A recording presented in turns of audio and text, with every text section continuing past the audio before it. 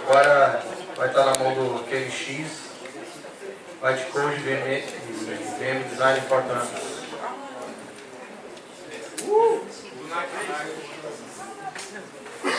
Só se você fizer comigo. Bora.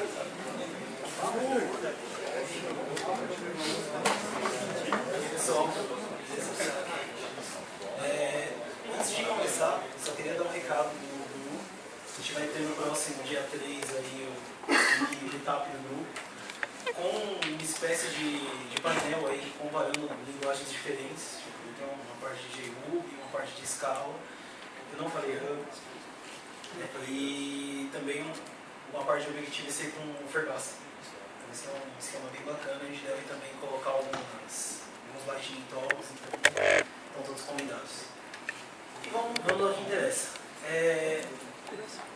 Para quem não conhece, eu sou, antes de mais nada, tem. Primeira pergunta. Experiência pessoal. Quem programa aí os mais novatos de programação? Você pode falar, quanto tempo? Um ano no máximo. Um ano? 4 anos? Alguém aqui ainda mais? O Luca não está aqui, né? Acabou de ir embora. Mas então, preciso saber, pessoal, importante. 1 ano, depois já pula para 4 anos, tem ninguém com 2, 3 anos, 2 anos, 5 anos, tá, beleza. Por que eu estou perguntando isso? Porque essa palestra, ela é for dummies, dependendo do que vocês forem. A pergunta é, vocês são dummies? Sempre. Então, o que é dummy, afinal de contas? A ideia é que assim, ninguém é dummy. A gente, dentro da nossa carreira, a gente sempre está aprendendo coisas novas e eu acho que pegar e intitular de dummies é complicado. Então, for dummies não é bem dummies assim. Bom, eu sou o QNX, vocês já devem ouvir falar aí. O endereço do blog está aí, do praxe. Isso não funciona direito. Bem rapidinho, eu sou nerd, a maioria de vocês são também, provavelmente. Trabalhei na Intel e na Kaelon também. Viciado em open source. Se vocês nunca tiveram experiência de contribuir com open source um pouco mais ativamente, eu falo, tome cuidado porque é bem viciante. Não tanto quanto cerveja, mas é bem viciante. Contribuo para o JRuby, é um projeto que eu gosto bastante, não é JRuby.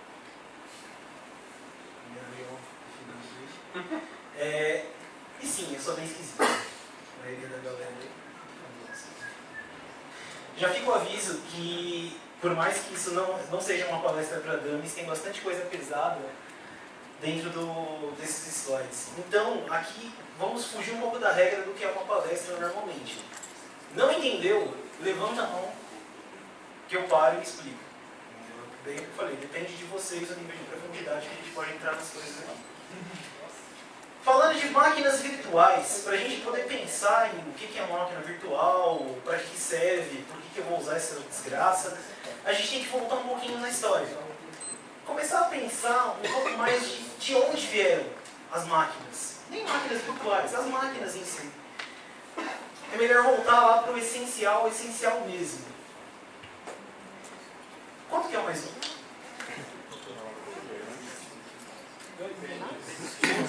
Que base você tem? Base? Existe base? Então, né? Por mais que pra gente essa pergunta seja bem idiota, né? A maioria dos desenvolvedores já viu o sistema de representação binária uma vez na vida. A resposta certa é 10 mesmo, nem adianta falar. O nosso querido 2 em binário. Isso aqui é importante pra gente, porque quando a gente está falando de máquinas mesmo, a gente tem que pegar e esquecer um pouco a vida boa, quando você tem uma linguagem de programação, já tem todas as estruturas de controle prontas para você, gerenciamento de memória, variáveis, você tem um monte de coisa pronta. E quando a gente está pensando lá no bare metal mesmo, lá em baixo nível, as coisas não são tão fáceis assim. Porque lá no final das contas, a minha soma não é nada mais nada menos do que portinhas lógicas. Aqui eu aplico energia elétrica, eletricidade, e lá eu vou ter um resultado. Dependendo do que eu colocar na entrada desse circuito, vai ter uma saída equivalente. Esse cara aqui é o circuito besta que faz uma soma. Ou seja, o nosso 1 mais 1, ele seria representado aqui, eu colocando 1 aqui, 0 aqui, eu ia ter a resposta lá, 1 e 1. Não é uma coisa muito bela de se ver, concordo, mas é importante para a gente saber de onde que as coisas vieram. Além das portas lógicas, quando a gente começa a ver essas coisas de operações booleanas, aí você começa a pensar, tá, eu tenho um martelo na mão. Toda aquela eletrônica digital é um martelo. Automaticamente tudo vai virar prego, correto? Vou ter que resolver todos os meus problemas só com aquilo. De fato, o pessoal não ia ficar seguindo a lei do martelo aí, porque, pelo amor de Deus, imagina você desenvolver um sistema, um e-commerce usando só circuitos digitais. É suicídio. Dá pra fazer, mas é suicídio. O pessoal começou a se preocupar em ter um pouco mais de flexibilidade no desenvolvimento das aplicações.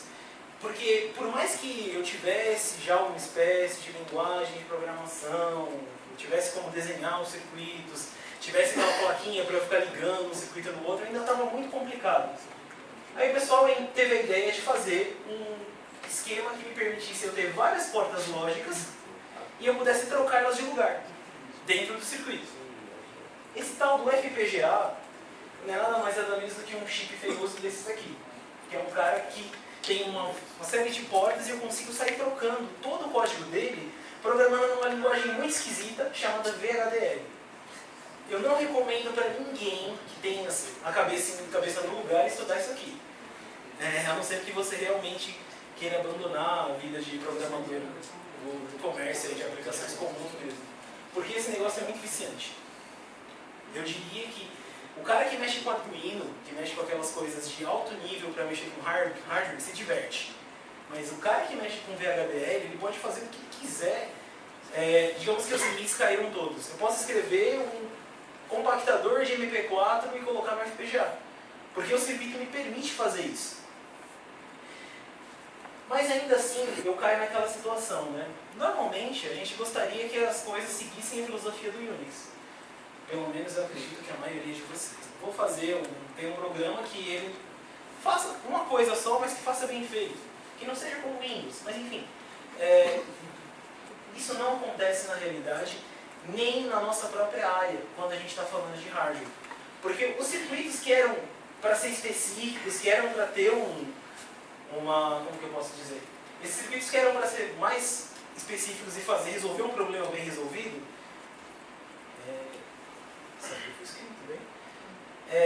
acabaram caindo para a situação de circuitos mais genéricos. Porque o cara não queria ficar com a placa ali o tempo todo. O computador pessoal e os outros tipos de dispositivos acabaram tomando esse mercado. E aí a gente acabou caindo na arquitetura RISC, que é uma das coisas mais rudimentares lá, quando eu estava pensando em fazer um processador que fosse um pouco mais genérico. Falando de processador RISC, eu acho que deve estar muito pequeno ali, mas não importa. Esse cara aqui, ele tinha uma característica interessante. Quando ele ia processar uma instrução, essas instruções elas eram bem curtas. Então, normalmente, essa instrução ela não ia demorar mais do que um ciclo para fazer a conta que tivesse que fazer. Tipo, uma soma gasta um ciclo do processador. Sendo as instruções mais curtas, esse cara consegue trabalhar numa velocidade muito maior mesmo. Assim, a comparação entre um processador comum e um processador RISC, ele deve trabalhar tipo 10 vezes mais rápido. Fácil. Para operações simples, claro. E a grande vantagem desse cara também é que ele é muito econômico em energia. Assim, provavelmente se vocês têm smartphones aí, 90%, não posso dizer porcentagem porque eu estou inventando, afinal de contas 80% das estatísticas são inventadas. Mas com certeza você tem um processador RISC aí dentro. Os Androids vão ter um processador ARM, os iPhones também, Cortex A4, enfim. Todos eles são processadores ARM da família RISC. E é claro, como não podia deixar de ser, a gente também tem a família CISC, que são os processadores um pouco mais complexos. Se eu tinha uma instrução que era simples no modelo RISC, eu passei a ter uma instrução mega complicada do lado de cá. O processador que eu tinha de 70 instruções, que se eu não me engano era o VAX, velho pra caramba, quando chegava no CISC já tinha processadores com 200, 300, 500, 3.000 instruções diferentes. Por quê? Aqui os caras eram meio obsessivos por performance. Então o que eles faziam? Eu quero fazer a soma de 2 números. Então ao invés ele tinha uma função add, ó. Beleza, vou lá, mando ele adicionar os 2 números e tudo bem. Só que às vezes o cara fala, nossa, mas eu adiciono mais um para um monte de coisa. Então eu vou criar uma instrução específica dentro do processador para somar mais um. Então, com essa especialização, eles começaram a pegar todos os edge cases, ou seja, aquelas coisas que seriam uma exceção, e começaram a enfiar na arquitetura. Então eu já tinha lá código para fazer uma tonelada de coisa que eu usava uma vez só. Acho que o exemplo mais clássico de arquitetura CISC evoluída para o específico é aquele exemplo dos processadores MMX, não sei se vocês lembram. Ah, o processador MMX, para que serve aquela função MMX? É multiplicação de inteiros. Um pouco mais rápida, grande coisa. Mas isso fazia uma diferença considerável na hora que você tivesse que fazer uma aplicação gráfica ou coisa do gênero. Só que a consequência direta de eu ter um conjunto de instruções, eu ia ter que ter código rodando dentro do processador, que é o tal do microcode. Não sei se vocês já lembraram alguma vez da BIOS, do seu Pentium, sei lá o que. Tinha lá a opção para você desabilitar a verificação de microcode. Então, umas bizarrices desse tipo. Mas enfim, processadores CISC no geral são muito poderosos, porém complicados. É um trade-off que a gente acaba fazendo. Todas essas CPUs, elas têm uma coisa em comum. Elas são baseadas em registradores. Esses registradores, eles não são nada mais nada menos do que setores de memória, onde eu guardo as minhas variáveis e vou fazer todas as operações em cima desses caras. Ficou muito pequeno, mas enfim, eu tenho um registrador chamado EAX, jogo um valor lá para dentro desse registrador, quero somar lá 1 mais 2, ponho lá o valor 1, depois eu pego um outro registrador, ponho o valor 2, depois eu dou um comando para ele somar o registrador 1 com o registrador 2 e colocar no registrador 2. Poderia colocar em qualquer lugar. Mas, putz, aí você fala, você prefere fazer um negócio desse aqui em ASM ou você prefere pegar e usar sua linguagem de alto nível e escrever 1 mais 2 bonito? Normalmente a gente vai usar as nossas linguagens de alto nível, mas você precisa saber o que está acontecendo. Tudo bem, não precisa, mas é bom saber. Essas CPUs, elas têm basicamente um funcionamento, apesar de eu ter mostrado lá o ASM e bobinho, a grande função delas é ficar trocando esses registradores de lá para cá. É bem zoado mesmo. Então, normalmente nas CPUs eu tenho uma implementação que deixa registradores assim, à vontade. Eu não lembro quantos tem, mas conforme os processadores iam evoluindo, eu ia aumentando a quantidade de registradores deles. Só que assim, a vantagem desses caras que trabalham com registradores é que eles são muito eficientes no consumo de memória. Então, normalmente, a minha aplicação ela é pequena no tamanho. E acaba não gastando muito para a própria execução dela. Tá, estou falando de hardware, estou falando de um monte de tralha que muita gente já estudou, alguns outros nunca viram. Eu vou falar assim, tá, mas que diabos isso tem a ver com máquina virtual? Tudo a ver. Porque, no fim das contas, a gente não tem tão comuns as CPUs que são baseadas em pilha, como, por exemplo, as nossas máquinas virtuais são no geral. Eu preciso olhar para a estrutura de uma máquina física mesmo, só uma CPU, para entender por que os caras tomaram algumas decisões na hora de fazer uma VM. Então, eu tenho que lembrar da boa e velha, acho que é o exemplo mais clássico de máquina feita baseada em pilha, calculadora RPM, que eu coloco lá, vou empilhando as instruções que eu quero executar, eu ponho os operadores, vou colocando, e ele vai fazendo o cálculo para mim, sempre deixando o último cálculo na pilha. A soma de uma máquina de pilha é bem sossegado. Eu tenho lá, carreguei a variável 1, mandei carregar a variável 2, ele vai empilhando, colocando esses valores dentro da pilhazinha. E aí mando ele fazer a soma, e a soma vai acontecer o quê? Os dois operandos os dois caras que estavam lá na pilha. Depois eu peço para ele devolver o valor da minha função lá e está tudo bem. Essas máquinas virtuais, elas começaram a existir, esse tipo de coisa, por causa das nossas máquinas de café. O mercado é livre, todos os fabricantes de máquinas de café, mesmo quem não fabrica, quiser começar a fabricar elas, ele pode muito bem fabricar. Então a gente vai acabar encontrando vários tipos de máquinas de café no mercado. Um pessoal maluco queria começar a rodar software dentro dessas máquinas, para fazer alguns controles, desde você evitar que a pessoa errasse a produção do café, até fazer algumas coisas mais complicadas, como por exemplo, ter já pré-definido alguns tipos, a temperatura ideal para o café, o tempo que tem que ficar para passar a água e coisas do gênero. Só que assim, eu tenho um monte de máquinas diferentes. Como que eu faço para conseguir diminuir, aliás, aumentar a abstração e diminuir a diferença entre essas máquinas? Pensando nisso aí, o pessoal começou a se preocupar em criar camadas de abstração para o hardware mesmo que está executando. E aí, é claro, nasceu o nosso bom e querido HAL. Sério que ninguém lembra disso aqui? Meu Deus do céu. Terceira vez que aparece hoje. Gente, se alguém não conhece isso aqui, pelo amor de Deus, cata o livro do Mochileiro das Galáxias e lê. Importante. Para nossa área é importante. Opa! Mochileiro das Galáxias. Pegadinha. Os caras estão ligando. Bom, uma VM, no final das contas, é um computador de pó. Em suma, é isso. Porque eu pego um monte de circuitos de hardware diferentes e vou trazer eles todos para um denominador comum, de maneira que eu possa executar código, não importando qual a estrutura de onde eu estou executando esse cara. No fim das contas, uma VM, falando do jeito mais cru possível, é um loop de interpretador. Só que pensando como se fosse uma CPU mesmo, de baixo nível. Então eu tenho um esquema assim. Dá pra ler isso aí, pessoal? Aumenta aí um pouquinho. Dá pra imaginar. Ó, esse exemplo aqui, pessoal, é de uma máquina virtual muito simples, chamada TinyVM. Bem pequenininha mesmo. Não lembro o tamanho do código, tá? Mas é tipo 10 minutos você lê o código inteiro. Implementado em C. Eu tenho a função mais importante, a estrutura de controle mais importante, que é um switch. Então imagina que eu tenho um mega loop com um switch em cima de um cara que é a instrução. Aí eu vou ver, essa aqui é a instrução 0, faz alguma coisa, instrução 2 faz alguma coisa. Acabou. Uma máquina virtual é isso. E o processador também é isso, no fim das contas. Eu tenho um monte de instruções lá no hardware, e aí chega para mim a instrução que eu quero executar, e ele vai tomar a decisão para onde que ele vai mandar essa instrução e o que ele vai fazer lá dentro dos circuitos.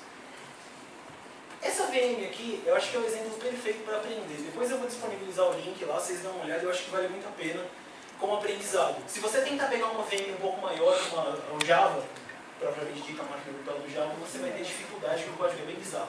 Mas esse cara aqui está bem simples, bem didático mesmo. Mas vamos falar da VM, que é a mais tradicional aí quando se fala de máquinas virtuais. A máquina virtual do Java, ela é uma máquina virtual baseada em pilha, como eu mostrei para vocês. Ou seja, sempre que você pensar em olhar código Java, pode lembrar daquela calculadora que você tinha lá, da calculadora científica da HP, que o princípio de funcionamento é o mesmo. Eu vou empilhar todas as minhas operações. Essa máquina virtual ela tem um compilador embutido para otimizar as rotinas das coisas que eu estou fazendo. Muito bom, por sinal. E tem um garbage collector muito bom também. Bom, eu acho que de estrutura de VM já deu pra gente falar bastante coisa. Vamos passar para o que interessa. Não. Vamos falar um pouco de bytecode. Bytecode, na realidade, é a linguagem da JVM. Todo mundo fala, Java é a linguagem. Não. A linguagem da JVM mesmo é bytecode. É uma linguagem muito amigável, tem pouquíssimas instruções. Na realidade, ela tem 256 possíveis instruções e só estão sendo usadas por volta de 206. Se você procurar lá nas branches de desenvolvimento, você vai ver que o pessoal está usando um pouquinho mais, mas oficialmente mesmo só 206. Sendo que essa 206 é a famosa Invoke Dynamic que o pessoal acabou de colocar para rodar no Java 7. Essa VM, ela tem tipos. Dentro de todas as operações dela, ela é tipada, ela quer saber tudo o que está acontecendo, ela quer saber se a variável que eu coloquei ali é um inteiro, se é um double, enfim. Eu tenho informações de tipos passando para tudo quanto é lado. Isso é muito bom e muito ruim ao mesmo tempo. Bom porque eu consigo fazer um monte de checagens em tempo de compilação. Na hora que eu estou gerando o bytecode, eu já vejo se o tipo desse casa com esse, senão já dá problema. E essa linguagem ela também tem um negócio meio esquisito, que é um pool de constantes. Quando eu pego e referencio lá, vou fazer o exemplo do Hello World clássico, eu tenho uma string lá falando Hello World. Essa string ela vai parar aqui dentro. O nome da classe que está rodando esse código vai parar aqui dentro do pool de constantes. O nome do método que você está invocando, o main, vai parar aqui dentro também. Todos os tokens construção da linguagem ficam dentro desse pool de constantes. E ele é mais ou menos assim. Não dá para ver absolutamente nada, mas ok. Eu tenho uma constante número 6 lá, que é o main mesmo, o nome da função, ou método. Constante 7, lá tem uma assinatura de método falando lá, um método que recebe uma rede string e devolve nada. Eu tenho aqui também os tipos, o tipo de um cara, tem o nome de um campo que eu quero acessar, um atributo lá numa classe, enfim. Eu tenho toda uma estrutura de constantes, para quê? Para facilitar o meu trabalho na hora que eu tiver que gerar invocações dentro da VM. Então, por exemplo, se eu quiser pedir para a VM me devolver esse campo, out, tem uma classe na VM chamada system, e dentro dessa classe tem um atributo chamado out. Para eu trazer esse atributo, é só eu fazer um getStatic pegando o código desse cara aqui. Ele já vai procurar para mim esse membro dentro dessa classe. Todas as operações foram baseadas em pilha, como eu tinha falado. E aqui a gente consegue ver um pouco melhor. Eu tenho o método main representado aqui. Isso não aparece mesmo no bytecode, é a própria ferramenta de disassemble do Java que mostra para mim a partir do bytecode. Aí eu tenho lá uma chamada de busca de constante, eu tenho aquela string, o hello world, trago ela, coloco ela na pilha, faço um getStatic naquele campo do out lá, porque eu quero chamar o print para poder imprimir esse cara. Depois eu peço para ele inverter os caras que estão lá na pilha para eu poder fazer invocação. Afinal de contas, eu quero chamar um método desse cara passando essa string. Então eu inverto a invocação quando eu chamei o swap. Depois eu dou um invoke virtual chamando de novo uma outra constante dentro do pool, que é o cara lá mesmo, lá com o nome da função, print string, print len, toda aquela coisa. Aí eu te pergunto, o pessoal olha para isso aqui e fala, nossa, mas Java é verboso até no bytecode, coisa do gênero. Não se engane. Se você olhar o código do Rubinius, da VM de Ruby nova que o pessoal está fazendo, faz exatamente a mesma coisa. A única diferença, o Ruby é dinamicamente tipado, mas é tipagem forte. Então rola uma checagem de tipos, só em runtime, mas rola. Então não tem muito como fugir disso aqui não. Mas é verboso. A VM, justamente por causa dessa situação de tipos, ela tem diversas estratégias para poder fazer invocação. Eu preciso enumerar elas porque elas têm muito a ver com o que a gente fala até com a própria orientação a objeto dentro do Java. Para fazer uma invocação estática, tipo chamar o método main de uma classe, ou chamar qualquer método estático, eu preciso obrigatoriamente conhecer os dois tipos. Tanto o tipo que está invocando, como o tipo que contém aquele método que eu quero. A VM precisa saber disso. Quando eu quero fazer uma invocação que a gente chama de virtual, ou virtual dispatch, que seja, eu quero pegar, por exemplo, eu tenho uma classe carro lá, eu herdei dessa classe, criei uma classe lá cavalo, afinal de contas os dois andam, né? Orientação objeto para quê? Aí eu pego lá, vou chamar um método anda desse cara, o que a VM vai fazer? Ela vai procurar nos tipos, vai varrer uma tabela de dispatch, vai procurar esse cara aqui que eu estou querendo chamar, e vai fazer invocação. Essa resolução de quem é quem aí dentro da história é feita em runtime, e essa instrução invoke virtual está envolvida. Você pode perceber, vou perceber que para eu poder chamar um método C, eu preciso conhecer o tipo B que está envolvido. Mesmo que seja uma classe abstrata, ou alguém que estiver presente ali dentro da herança. Tem um outro tipo de chamada no Java, que é a chamada baseada em interfaces. Todo mundo sabe o que é interface aqui? Todo mundo, absolutamente? O que é interface? Vocês sabem? Explica aí. Não, pessoal, só para lembrar, interface é um contrato. Só isso. Eu tenho como fazer com que um objeto qualquer, ele assine aquele contrato e se comprometa a responder determinadas mensagens. Tá, isso aqui é lindo na teoria, né, mas na prática o pessoal acha que é o lugar que ele vai fazer a chamada, porque ele manda, né, a programação é imperativa. Quando a gente devia estar pensando que a gente está passando mensagens, mas ok. Então eu tenho uma interface, e essa interface ela está jurando de pé junto que esse objeto aqui que está implementando ela é o B. Na prática, eu quero chamar o método C, desse cara que diz que é o B, só que ele está mentindo, porque na realidade ele é o D. Ele só está implementando o mesmo contrato. essa é uma das formas principais que a gente usa em Java, e isso junto com herança, que não é muito bonito, mas ok, para poder fazer polimorfismo. Que no Ruby o pessoal acaba usando o ducktyping mesmo para fazer esse tipo de coisa e por aí vai. Tem algumas novidades no Java 7, eu não vou perder muito tempo, só vou falar o que é realmente importante, que é invocação dinâmica. A gente estava falando de conhecer tipo de um lado do outro. Só que, por exemplo, quando eu chego em linguagens como Ruby, eu só vou conhecer o tipo lá na hora da execução. Então eu não tenho no estágio de compilação a informação. Para eu poder passar por esse tipo de problema e fazer com que a JVM se torne uma linguagem mais agradável para linguagens dinâmicas rodarem, eu preciso fazer algum cambalacho. Eu não conheço esse tipo D e quero fazer a invocação do C. Vamos imaginar que esse C aqui é um código Ruby que está lá dentro da JVM rodando no JRuby. Tem um métodozinho lá, C, e vou querer invocar ele. Não conheço o tipo D, não consigo fazer uma invocação direta. Para eu conseguir, eu vou pegar e vou fazer uma chamada invoke dynamic. Essa chamada vai ser direcionada para um cara que vai procurar esse objeto, sei lá onde que ele está, dentro lá da VM, e vai conseguir fazer o processo de linkagem. Ou como algumas pessoas chamam, late binding, ou que seja. Ele vai pegar e vai fazer a resolução do caminho para poder chegar nesse método C através de um intermediário.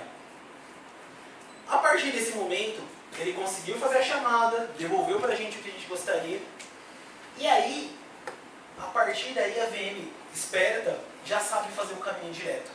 Então, eu tenho overhead de uma chamada só para aquele cara intermediário, e dali para frente as invocações são diretas, daí o nome de invoke dynamic e coisa do gênero. Vantagens. Eu tenho aqui um código Ruby. Estou invocando esse código Ruby a partir do código Java. Na próxima chamada, o tempo de invocação é como se fosse de Java para Java. Eu praticamente mato todo o overhead que eu teria da linguagem e consigo invocar direto. Isso aqui é só a ponta do iceberg, tem mais um monte de coisas interessantes que subiram nesse novo modelo. Por fim, eu queria falar com vocês um pouco de otimização. A máquina virtual Java, ela tem como principal direção a se preocupar com ter o mínimo de esforço possível. Então eu acabo brincando que é bem nesse esquema mesmo. Se não tem necessidade de fazer, eu não vou fazer. Por exemplo, eu tentei, para poder mostrar um exemplo lá do bytecode, eu queria fazer uma soma que aparecesse lá o somando 1, depois somando tipo 1, depois mais 2. Foi uma dificuldade, porque toda vez que eu colocava o código para ser compilado, ele já colocava lá return 3. Pulava os passos da soma. Aí eu tentei colocar um número grande, mesma coisa. Tipo, o próprio compilador, na hora que estava fazendo lá, ele já somava o número lá de uma base bem comprida, e mesmo assim ele foi somando. A ideia é que a melhor otimização que eu posso fazer é, se eu não preciso rodar alguma coisa, não rodar, acabou. E essa é uma otimização que o pessoal muitas vezes esquece quando está fazendo compilação AOT. Compilação AOT é o que eles chamam de ahead of time. Qual que é a ideia? Eu vou pegar e vou usar alguns recursos de heurística para poder ter uma ideia de como que aquele código vai se comportar em execução, e baseado nisso eu dou um chutão e vou lá e otimizo. Por exemplo, eu tenho um loop lá, ele olha assim, esse loop aqui vai de 0 a 100, eu acho que o cara vai passar pelo loop inteiro, não vai bater no if não. Aí ele reescreve o loop com 100 vezes aquela invocação que ele queria. Ok. Só que assim, heurística para mim, muitas vezes é bola de cristal. Não necessariamente vai ser... Pode até acertar, mas nem sempre vai dar certo. Casos engraçados que vocês podem ver, se procurar na lista de discussão do GCC, o compilador tradicional lá do Linux, etc., tem uns casos bizarros de heurística lá, que um código que era para ter 3 instruções, teve 48. Tipo, executava 48 vezes mais lento um código. Por quê? Porque a heurística falhou. E é comum falhar, porque afinal de contas não dá para você adivinhar o dia de amanhã. Se alguém descobrir, meu Deus. O JIT, diferentemente do AOT, ao invés de compilar antes do código ser executado, ele compila o código que já está rodando. O C usando do quê? Ele vai pegar e usar o conhecimento. Ele vai olhar o código dele, vai começar a medir o tempo da execução. Então fala assim, eu tenho uma invocação tal, quanto tempo está demorando? Quantas vezes esse método está sendo invocado? E a partir de dados reais, pô, esse sistema está rodando, está chamando esse cara um monte de vezes, isso está lento, aí ele vai pegar e vai fazer uma otimização. Aí aqui a gente pode até pegar aquele provérbio, né? Otimização prematura, o pessoal costuma falar que é easy evil, né? Mas é verdade. Hã? É a raiz de todo mal. Isso. Ou quase tudo. Quase tudo mal. Não sei. Enfim, realmente isso aí pega muito. Se você parar para pensar, você tem aquele bloco de 15 minutos que você ia fazer, né? E você fala, não, isso aí vai ter muita carga, eu acho melhor eu colocar a Cassandra para rodar o blog. É o tipo de coisa que vai te dar problema. E o código não deixa de ser diferente. Se eu me arriscar a otimizar sem ter visibilidade do que realmente precisa ser otimizado, eu vou ter dor de cabeça. Então o JIT, ele vai começar a monitorar o código. E essa que é a sacada. Monitorar e monitorar em tempo real. Eu vou procurar quais são os pontos quentes de execução do meu código. E até por isso que a JVM lá da Sun, que agora é da Oracle, chama Hotspot VM. O foco dela, a razão de existir desse compilador é procurar os pontos quentes no meu código para poder otimizar a invocação desses caras. Uma das grandes vantagens aí que normalmente os JIT compilers fazem é fazer o inline. Ele vai pegar o quê? Inline, a gente pode definir assim. Esse aqui pelo menos dá para ler. Eu tenho uma classe idiota com um método mais idiota ainda que imprime alguma coisa. Aqui no final meu código invoca 1000 vezes esse método idiota. O que tem envolvido aqui? Estou instanciando um novo objeto.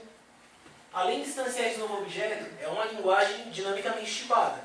Então eu vou ter que fazer a resolução de onde está esse método na execução, procurar o tipo dele, procurar quem implementou, chamar ele, vai ter o dispatch para outro método, ou seja, eu tenho uma série de operações.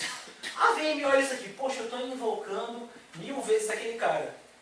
Invocou uma vez, 2, 3, pô, está repetindo o trabalho, eu estou tendo que fazer isso tudo, toda vez. Então vamos simplificar esse código, é muito melhor. Internamente, o JIT Compiler faz esse tipo de coisa para você. Vai simplesmente matar aquela classe, matar o método, não, pega o código que estava dentro do corpo do método e traz ele para cá. Vai executar muito mais rápido. Aí agora vem o pulo do gato. Esse exemplo que eu estou dando para vocês é o exemplo mais simplista. Tem um exemplo pior, que a VM vai perceber que você não está invocando só 1000 vezes, está invocando tipo 2 milhões de vezes. Ela vai pegar e vai olhar o que o putz faz. Vai catar o código que imprime e vai trazer e embutir ele aqui direto. Esse tipo de coisa acontece. Se você olhar dentro da JVM tem algumas flags que você passa para ela mostrar para você o assembly gerado. Então você habilita e você começa a ver. Tinha um call, uma chamada lá para imprimir. Chamou, opa, pera lá, está demorando demais. Ele reescreve o próprio código assembly. Só que quando eu reescrevo o código em assembly, eu tenho um problema. Lembra aquele esquema que eu falei da heurística que pode falhar? A JVM, ela por padrão é agressiva na otimização. Se ela viu um loop que tem chance de repetir muito, ela já vai e otimiza logo. Dado um determinado threshold, né? Também não vamos chutar o balde. Mas enfim, muitas vezes o palpite saiu muito errado. E aí o código começa a ficar lento. A VM faz o quê? Ela guarda alguns marcadores dentro do código, falando assim, ó, a partir daqui começou o código otimizado. Percebeu, mesmo depois de compilado, a VM continuou monitorando esse código. Aí falou, não, putz, ficou lento. Ele vai e desotimiza, volta para o modo interpretado e recomeça o ciclo do JIT todinho. Isso aqui é um parto e algumas linguagens sofreram horrores para fazer isso aqui. Vocês já devem ter ouvido falar no V8, com certeza, né? Implementação de JavaScript no Google e tal. O V8 teve um problema lascado com isso, porque nas primeiras versões dele, ele estava gerando assembly direto. E aí deu um problema lá que uma otimização começou a pegar, os caras tiveram que fazer um suporte a mais para de-otimizar. Enfim, mas acabou ficando mais rápido depois quando eles implementaram isso aqui, mas é uma coisa que você passa normalmente quando você está tentando melhorar a performance do seu código aleatoriamente, de certa forma. E por último, falar de coleção de lixo. Nesse momento eu preciso dar uma importante mensagem para todo mundo que desenvolve aqui e pedir desculpa para o iOS. Tem jeito. Não temos coleção de lixo no iOS, né? O pessoal até brinca que tem lá o ARC e tal, coisa do gênero. Mas essa é a vantagem de você trabalhar com uma VM. Normalmente as VMs elas cuidam de fazer todo o gerenciamento do lixo para você. Coletar referência, perceber os objetos que estão vivendo muito tempo, separar eles em algum lugar. E é coisa que vem de graça para mim. Quando eu estou programando em Objective-C, eu não tenho essas facilidades. Assim como quando eu estou programando em Czão lá no baixo nível. Eu tenho que gerenciar minha memória. Tem situações que isso é ok, não tem problema. Mas no dia a dia, não necessariamente você vai precisar disso. E é nesse ponto que você acaba tendo vantagens usando o Garbage Collector da VM. A VM ela tem a JVM ela tem 4 ou 5 tipos de Garbage Collector já embutidos. O pessoal às vezes reclama que o Ruby tem um Garbage Collector ruim, lá, o MRI, o YAV. De fato, uma das áreas que estão mais desenvolvidas na JVM é justamente a coleção de lixo. Esse algoritmo aqui, eu acho que é o algoritmo mais tradicional de coleção de lixo, que ele pega, olha toda a memória heap da VM, olha todos os objetos que estão lá e começa a varrer, todos eles vendo quem já não está mais sendo usado. É uma contagem de referências. Ele marca os caras que não estão sendo mais usados e depois volta matando todo mundo, liberando espaço, que é o tradicional mark sweep. Um outro algoritmo que eu tenho é o do Parallel GC, que é o mark sweep rodando em várias threads ao mesmo tempo. Ele vai e marca em paralelo para o mundo todo e mata esses caras, libera o espaço deles. Já é um avanço, você acaba diminuindo o tempo de parada, o tempo que vai ficar em Garbage Collector, mas tem mais custo, porque você vai ter mais de uma thread executando esse código de coleção de lixo ao mesmo tempo. E eu tenho também um dos melhores que tem aí, que é o Low Pause, que eu tenho várias threads fazendo coleção de lixo ao mesmo tempo que está executando o programa, de maneira que a pausa que eu tenha seja mínima. Mas ainda assim, esse cara aqui ele ainda tem alguns problemas no sentido de eu não conseguir prever o tempo que esse Garbage Collector vai demorar.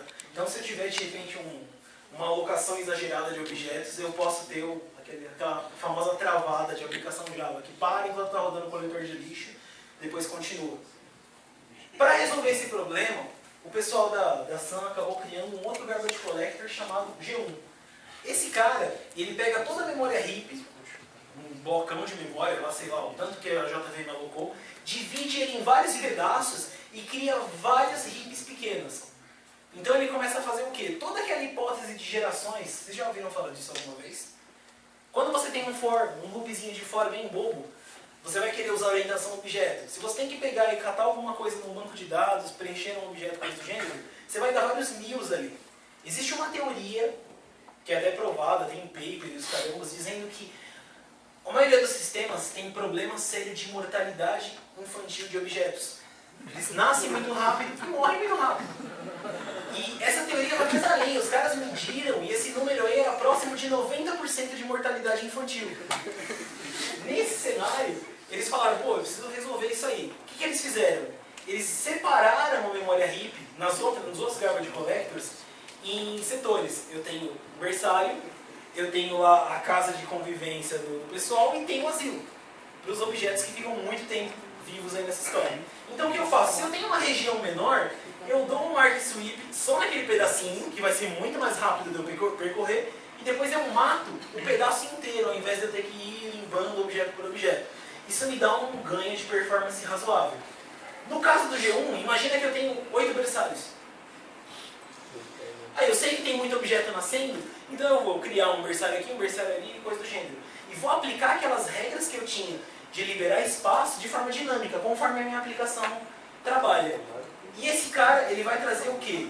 A vantagem de eu poder especificar qual o objetivo dele. Eu falo, ok, eu quero que você trabalhe consumindo mais CPU, mas que você me garanta que não vai parar mais do que 10 milissegundos por minuto. Eu posso definir um alvo para ele de comportamento. Uma das coisas que o pessoal reclamava muito do Java é que eu não tinha previsibilidade. Tudo bem, o escalonador de thread roda quando ele quiser, mas aqui eu consigo fazer o quê? Dizer para ele o quanto que eu quero de parada. Isso aqui é um caminho, é um dos passos rumo a uma JVM mais próxima do real time, que é o objetivo aí de muitos sistemas no geral. Pessoal, falando de JVM, de coisas de baixo nível e etc., é isso. Imagina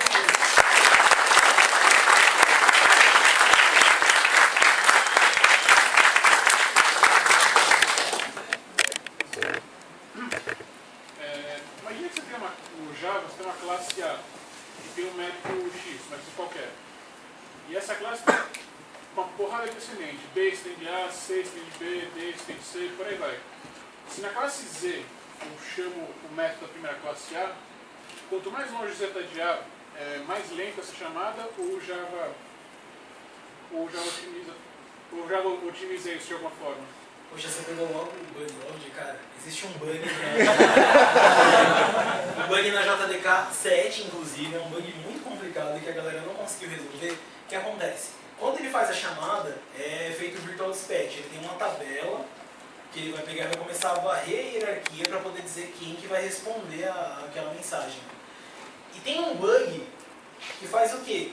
Imagina que eu tenho um tipo abstrato, lá naquela primeira classe. A classe A é uma classe abstrata que implementa aquele método.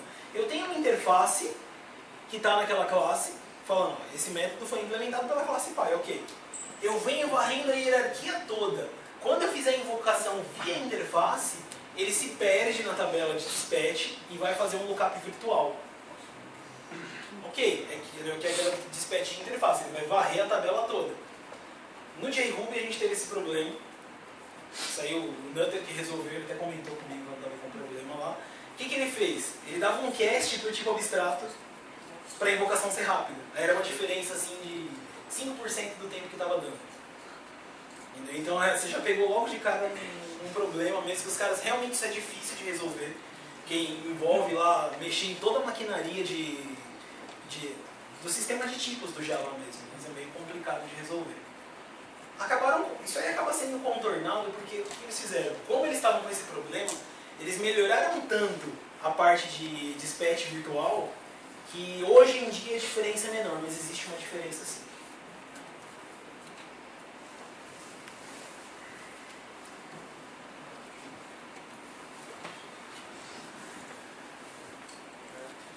Tem que ligar os dois switches. Você falou bastante dos tipos de GC, né, que as máquinas virtuais têm. Eu li coisas bem por cima sobre um GC de uma empresa que chama Pauseless Garbage Collector, de uma empresa chamada Azul, que eles criaram uma VM diferente e tal. Você faz ideia de como funciona o Garbage Collector deles? Você poderia explicar alguma coisa a respeito? O problema da VM da Azul é que é um caso totalmente atípico. A gente está falando, até teve um post recentemente do cara que foi o criador do... Como é que chamou? Era o rei aqui em implementação do Ruby em Erlang. Então, esse cara, é um cara que manja bastante de Erlang e de Ruby também, e ele falou, que Erlang não presta pra nada, ele bateu pesado. E uma das coisas que ele estava falando era justamente o quê? Comparando com a VM da Azul. Porque a VM da Azul, os caras estavam rodando em máquina com 4.000 processadores. Coisa absurda. Absurda mesmo. Rodando uma aplicação de alta performance. Com trocentos petabytes de memória RIP. Então os caras montaram o que eles chamam de um GC Pauseless. Qual que é a ideia? Eles fizeram um esquema que ele troca a linha de execução para outra CPU para poder fazer a coleção daquele outro pedaço. E tudo isso usando uns algoritmos bizarros lá de duplo lock, reentrante, sei lá o que. Eles fazem uma parada de coisa para garantir que não tenha pausa. Só que assim, a Azul tem click-click. Se vocês querem entender direito esse negócio, assiste a palestra do cara. É absurdo o nível de obsessão que os caras têm por performance. Eles montaram esse negócio. Resumindo, eu recomendo fortemente, assiste a palestra do click-click. Tá lá não é no Google Vídeos, é aquelas Tech Talks do Google. Muito bom mesmo. Então aí vai ter mais detalhes, o cara explica o porquê, ele bate no JIT da VM, ele acha problema onde ninguém tá mais vendo. O cara é muito bom mesmo. Ele tem problema com STM do Clojure. Ele bate muito forte ideia de STMs. Esse esquema que o Porcelli está falando, do Clojure eu tenho um modelo de memória transacional. Como eu já tenho linguagem funcional, já tenho um monte de coisa, os caras fizeram um esquema lá para eu ter transações em memória. Só se eu conseguir executar aquela operação atômica, ou acontece, ou ele desfaz. Dão umas coisas meio bizarras. E isso na hora que vai botar para rodar nesse Garbage Collector dos caras, dá milhares de problemas. Então, outra coisa interessante para estudar aí. Mais alguma? Você disse sim que quando eu executo um método, você curta-circuita e corta o caminho para guardar a referência. Você está falando do Invoke Dynamic, né? Em Ruby a gente consegue mudar o comportamento do objeto. Tem uma parte, vamos supor que não você sabe, não, mas chega um momento que eu vou lá e faço um mixing, por exemplo, e coloco um comportamento novo. Se na implementar, como é que resolve essa questão que ele já cacheou a procura daquele método com esse comportamento novo e eu estou sobrescrevendo um método? Então, eu falei só da parte da invocação do Invoke Dynamic. Junto com o Invoke Dynamic veio uma série de APIs. E uma das APIs é a API de Method Handles, presente pelo pacote lá do Java Lang do Invoke. O que esse cara tem de especial? Foi criada uma nova classe chamada Method Handle, que não é nada mais nada menos do que um pointeiro para um método dentro da VM. E esse cara também veio com alguns amigos dele junto, que é um cara chamado SwitchPoint, que é um negocinho que eu consigo fazer broadcast de estado dentro da VM. Então o que os caras fazem? Eles montaram um inline cache mesmo, um cache tradicional, para poder fazer a chamada. E para fazer a invalidação desse cache, eles usam um SwitchPoint. Lá no JRuby, quando você define uma constante, hoje, lá no JRuby do Master mesmo, você define uma constante, ele cria um SwitchPoint que pendura lá. A parte triste, né? Constantes no Ruby não são constantes, né? Você redefine, então. Mas enfim, para a gente poder tratar isso, porque pensa comigo, por mais que eu possa redefinir a constante, quando que eu vou fazer isso? Quase nunca, pelo amor de Deus. Até o warning dá. Mas, pensando que o caso normal é eu não ter que redefinir uma constante, então eu vou lá, crio um switch point, e esse switch point é como se fosse um fusível. Está lá rodando o caminho normal. Eu só consigo invalidar o switch point uma vez. A partir daquele momento ele está inválido. E esse cara, ele é visível por todas as threads dentro da máquina virtual. Então o que eles fazem? Efetivamente eu tenho uma chamada, fechou o caminho, eu aprendi o caminho da invocação direta, começa a fazer invocação direta. Quem vai invalidar esse cara é um dispositivo na linguagem que vai falar, o método foi redefinido, para tudo. Aí ele vai fazer o quê? Vai matar essa referência, aí na próxima chamada a JVM vai procurar o caminho e vai falar, não tem mais o caminho. Aí ele vai de novo para o método de bootstrap, que é aquele cara da interrogação, vai fazer o link outra vez, é o relink mesmo daquele cara. Gasta o tempo de novo. Gasta o tempo, mas gasta uma vez só, né? Hoje, como é que a gente faz? Sem o Java 7, eu tenho uma série de invokers, uns caras lá que sabem fazer o caminho. E eu faço tudo isso programaticamente. A desvantagem é que muito do que eu faço, a JVM não consegue fazer online. Boa parte já faz, mas no geral eu tenho umas otimizações que quando eu faço no braço, sem a ajuda da VM, ele demora mais para fazer inline, o código é um pouco maior e coisa do gênero. Aí você ferra um pouco o JIT, né? Ferra o JIT, tanto que o JRuby nas primeiras encarnações tem o JIT dele mesmo. Então a gente está lá fazendo interpretando o Ruby, beleza? Deu um tempo, tipo 50 invocações do mesmo método, a gente vai e recompila esse código e gera o bytecode. Na lata, pega, interpreta o Ruby, gera o bytecode equivalente e bota para rodar. Como é que está o Ergonomics? O Ergonomics estava muito bom já, não mudou muita coisa. A única coisa que mudou é que o Windows foi promovido a server. Que até o Java 6, sei lá o que, não era. Você ia rodar uma VM no Windows, ela já rodava em modo client automaticamente, presumindo que o cara não ia rodar um servidor no Windows. Mas agora já está nesse cenário. Para um cara que não entende muito de Java, qual a diferença da JVM rodando no modo client e no modo server? Como que funciona? Eu tenho o JIT Compiler, né? O compilador lá, ele está vendo o código rodando e ele executa. Quando você está rodando uma aplicação lá, tudo bem, o programa da Receita Federal, acho que é o exemplo mais clássico. Aplicação desktop Java. A impressão que o cara tem, quando ele roda pela primeira vez, é que a aplicação pega no tranco.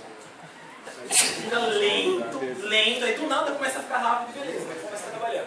Por quê? Porque no modo normal, o Java começa a ter as invocações, depois ele vai ver quais eram os pontos quentes da aplicação para poder fazer o JIT rodar. E aí a partir daí vai ficar rápido. Só que assim, no modo client o JIT entra antes. A definição que você tem é no modo server, acho que são 10 mil invocações, no modo client é 500, uma coisa assim, não lembro o número mesmo, estou chutando. Mas uma proporção mais ou menos essa. Então quando eu estou rodando no modo client, Compilação é um negócio que gasta. Eu gasto processamento. Então, olha que cenário ruim. Se eu rodar a compilação muito cedo, corre o grande risco de eu acabar de compilar e ele acabar o programa. Então eu desperdicei o processamento. Pensando nisso, o pessoal faz o quê? Deixa no modo server, que ele demora mais tempo fazendo o profile, para depois ele conseguir fazer uma compilação muito boa. Então, quando você roda no modo client, o JIT entra muito antes. Quando você roda no modo server, ele coleta mais dados, para na hora que ele dá o tiro muito certeiro. Onde está tendo problema de performance. Mais algum, pessoal? Fechou?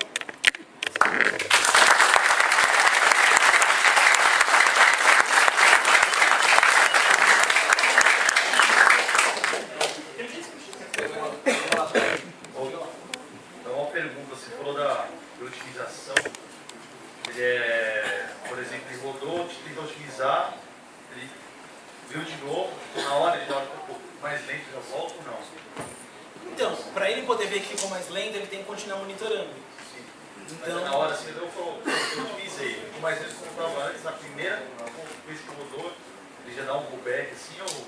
ele faz o de-optimize, exatamente. Tem overhead, eu gastei para compilar, então eu perdi. Tanto que a gente testa compilador e JIT no Java, você roda o Java com menos x maiúsculo int, ele desliga o JIT todo, aí você consegue comparar a diferença. E uma coisa que eu esqueci de falar, para que tem esse monte de tralha dentro do Java?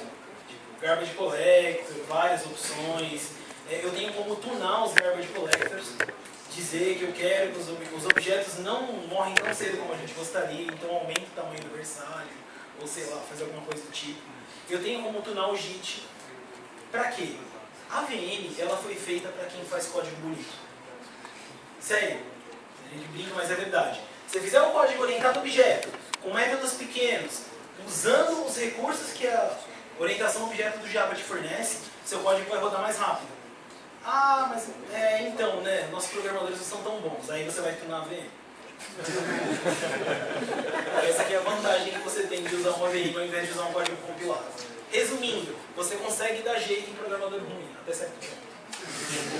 Valeu, pessoal.